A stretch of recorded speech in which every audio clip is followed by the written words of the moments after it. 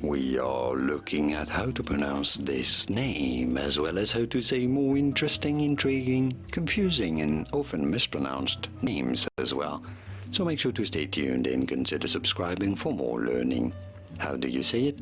Well, there are at least 3, if not 4, different ways of pronouncing this name. This is a name of both German and French origin, even though there is no etymological connection between the French name and the German name. Okay, so in German this is said as Berger, Berger. Okay, in French it is said as Berger, Berger, or Berger, which means shepherd in French. So now in English, well, it's often said as Berger, Berger, or in American English, Berger, Berger. But it is sometimes said somewhat in between French and German as Berger, Berger, or in American English, Berger, Berger.